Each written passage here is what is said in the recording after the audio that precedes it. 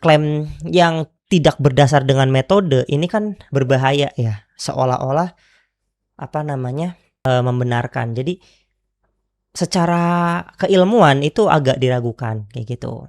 Pun juga gue memahami sih backgroundnya kan hukum. Kalau misalkan dari segi untuk menjelaskan segi teknik kan agak rancu kayak gitu. Jadi aneh banget gitu. Tiba-tiba ada software entah itu dari mana, dari dark web atau dari apa yang tiba-tiba bisa menghitung wajah. Itu kan keren banget gitu kan. Tapi kita nggak tahu dalamnya algoritma yang dipakai apa. Itu jelas kalau misalkan di dalam pengadilan, kalau gue jadi hakimnya, gue sangat mempertanyakan. Ini biasanya kan digunakan untuk mendeteksi wajah ke mafia atau buronan yang sering ganti wajah. Jadi namanya Mas Budi ya. Di sini beliau ngeklaim 99% wajahnya match dengan software Caviar yang gua nggak tahu metodenya itu pakai apa. Udah ganti wajah masih bisa kedeteksi. Betapa mengerikannya software ini ya. Jadi katanya ini takut copyright ya. Jadi gua dikit aja nampilinnya.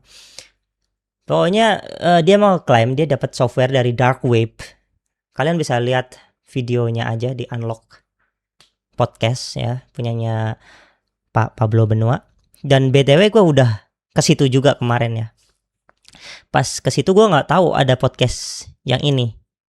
Nah Pak Pablo tuh kayak ngasih spoilernya doang dan gue udah izin kepada Pak Pablo buat nge-react ini. Ya Pak Budi ini gue juga ketemu kemarin ya orangnya sama dia. Orangnya baik dan nggak ada intensi apa-apa, nggak ada buat nyudutin Pak Roy atau ngebela Pak Jokowi, itu nggak ada. Itu pure dari software yang dia temukan di dark web aja. Dan gue mau menanggapi dari segi keilmuan dan yang seseorang, gue kan sering ngebikin software entah itu Android ataupun software PC ataupun web gitu kan. Nah di sini gue menemukan beberapa kejanggalan ya terhadap metodologi dan klaim 99% itu, dan ada lagi satu yang bisa mendeteksi AI. Jadi walaupun wajahnya sama tapi itu kalau AI itu bisa. Nah, kalau ngedeteksi AI sih gampang ya. Dulu gue juga pernah praktekin kalau misalkan ngedeteksi AI kebanyakan sih kita bikin mukanya aja kan biasanya kan di di trim gitu kan. Nah, kita baca aja noise muka dibandingkan noise badan kayak gitu. Apakah sama, misalnya noise-nya leher gitu ya. Sama apa enggak? Tapi ya udahlah ya. Di sini kita dengerin metodenya yang ini nih. Ada kode di dalam aplikasi ini inilah kasarannya. Lekukan mata, hidung, bibir semuanya terdetek. Berapa persen dia secara rinci. Oke, coba. Beliau bilang lakukan mata jarak-jarak, misalkan lakukan hidung lah, lakukan mulut mungkin ya. Di dalam komputer itu namanya face geometry. Nah, MediaPipe itu udah bisa juga memproduksi itu. Ini nanti gue praktekin cara ngebikin face geometry ya. Dan itu sebenarnya kurang pas untuk face comparison atau face recognition kayak gitu.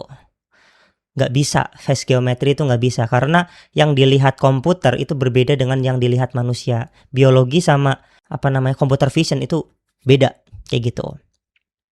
Nah, gue mau nampilin juga paper.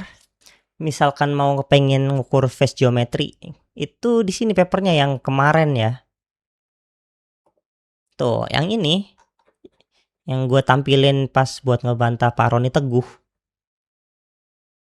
Ini face geometry, titik-titiknya seberapa jauh mulut dia, seberapa geometrinya dari hidung ke mata. Ini nggak bisa untuk face recognition. Ini cuman bisa ngedeteksi wajahnya aja untuk diproses untuk face recognition, bukan dihitung ya. Kayak gitu. Nanti outputnya bakal kayak gini.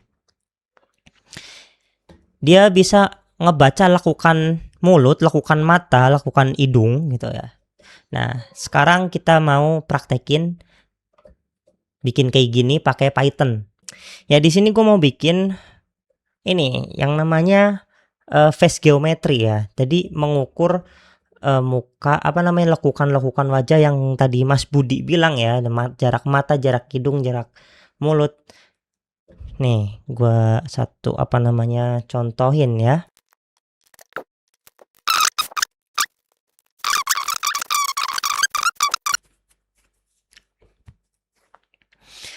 Ya, di sini bisa dilihat ya. Ini wajah gua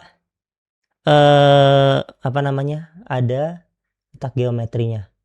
Nah, ini kalau matanya ketutup, matanya kebuka. Nah, tuh. Semuanya mengikuti ya. Semua frame-nya itu mengikuti.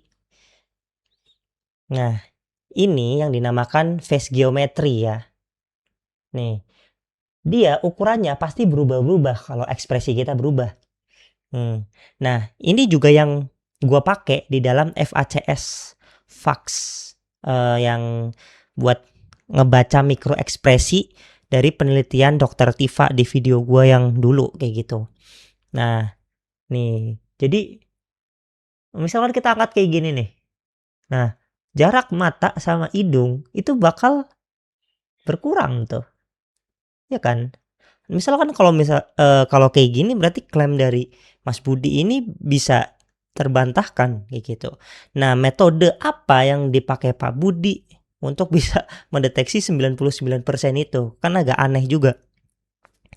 Kalau misalkan beliau ngomongnya jarak antar mata atau jarak hidung, lekukan walaupun sudah dioperasi plastik. Apalagi kalau misalkan udah dioperasi plastik.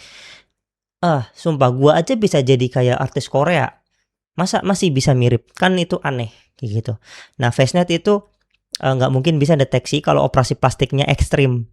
Kalau operasi plastiknya masih normal-normal aja, itu masih mungkin bisa gitu. Nah, ini gua kayak Spiderman nih. Misal muka gua kayak gini. Nah, bentuk mukanya bakal berubah.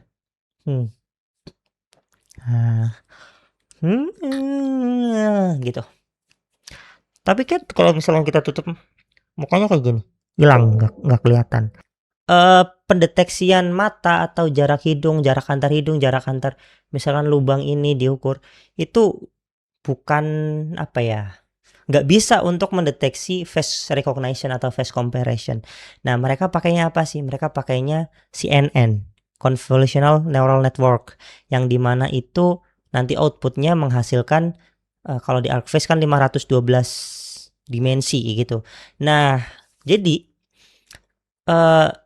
komputer atau PC atau apa ya, hardware itu membaca sebuah gambar digital itu bukan jarak antar ini, bukan jarak biologis atau geometri dari sebuah wajah, tapi membaca dari angka-angka RGB yang masuk, terus dia diolah, di training dengan CNN, ada poolingnya, terus diaktifasi, habis itu dihitung lagi dengan kalau di ArcFace sama di FaceNet kan, kalau ArcFace pakainya ini rumus apa namanya softmax terus shaper spare baru ArcFace yang ada apa namanya perhitungan cost similarity-nya. Terus mereka ngeplotting lagi, habis itu dinormalisasi.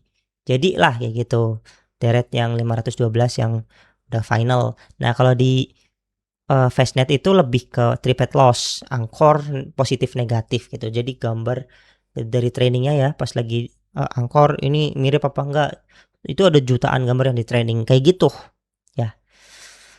Nah, kalau misalkan klaim yang tidak berdasar dengan metode ini kan berbahaya ya, seolah-olah apa namanya membenarkan. Jadi secara keilmuan itu agak diragukan kayak gitu.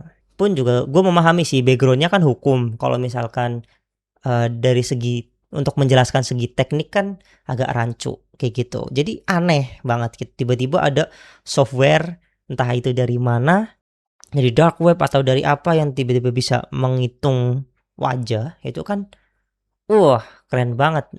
Itu kan. Tapi kita nggak tahu dalamnya algoritma yang dipakai apa. Itu Jelas kalau misalkan di dalam pengadilan, kalau gue jadi hakimnya, gue sangat mempertanyakan, itu software siapa, terus tujuannya buat apa, algoritmanya pakai apa, kayak gitu. Nah, di dalam persidangan nggak boleh saya dapat dari dark web, ini yang dipakai intelijen, oh nggak boleh, nggak bisa, kayak gitu.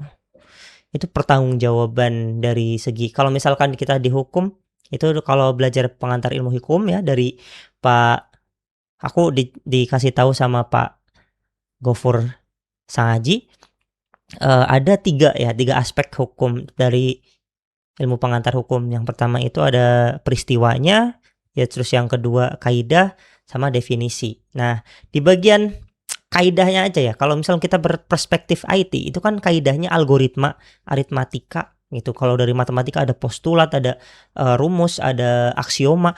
Nah, kalau misalkan di apa namanya? Di bagian definisinya misalkan. Nah, FaceNet itu kan uh, software komparasi wajah yang diciptakan oleh Google tahun 2015 misalkan. Nah, kalau Caviar ini apa? Caviar ini apa? Kan gue juga nggak tahu, di internet juga nggak ada katanya dari dark web. Aneh kayak gitu. Metodenya pakai apa? Siapa yang menciptakan? Terus pas ditanya juga sama Pak Pablo Benua, kan ditanya si Mas Budi ini Caviar kayak apa namanya, panglima apa jenderal Israel gitu. Terus tiba-tiba Mas Budi agak nge-lag terus ngomong, "Iya," kayak gitu. Nah, itu kan ada, kalau di psikologi itu kan ada keanehan gitu. Atau kalau misalnya kita berdebat dengan orang-orang yang eh, kurang memahami apa ya bidang keilmuannya, kan udah kelihatan kayak gitu. Nah, di sini gue nggak mau ngejudge apa-apa karena memang dia itu, Mas Budi ini udah ngomong ya, dia nggak mau ngebela Pak Jokowi atau ngebela Pak Roy Suryo. Ini pure software yang dia temukan sendiri. Tapi menurut gua kurang wise kalau disampaikan dengan cara seperti itu. Ini muka gua kayak gini terus. Ya, mungkin itu aja ya. Jadi sebenarnya kita lebih wise lagi kalau misalkan belum memahami apa dari apa ya namanya, apa maksud dari sebuah software itu dibuat itu untuk apa, atau dalamnya software itu kayak untuk apa, algoritmanya itu apa. Better sih menurut gua jangan disampaikan dulu gitu loh. Jadi kita bisa ngelihat dari video itu, Mas Budi ini masih agak kebingungan di beberapa part ya. Untuk mengklaim itu 99% itu kan klaimnya software kayak gitu, dan harusnya Mas Budi bisa memaparkan dengan jelas apa yang dipakai, metodenya bagaimana, papernya kayak apa, bukan soal kayak ini intelijen, ini dipakai negara-negara yang kuat, ini bisa ngebaca orang yang udah dioperasi plastik. Ya, kita sebagai orang yang nggak tahu apa-apa, dikira itu kayak magic gitu loh. Tapi kalau misalkan gua sebagai orang yang tahu, ini ya keanehan gitu aja. Ya, dari gua gitu aja. Terima kasih, bye-bye.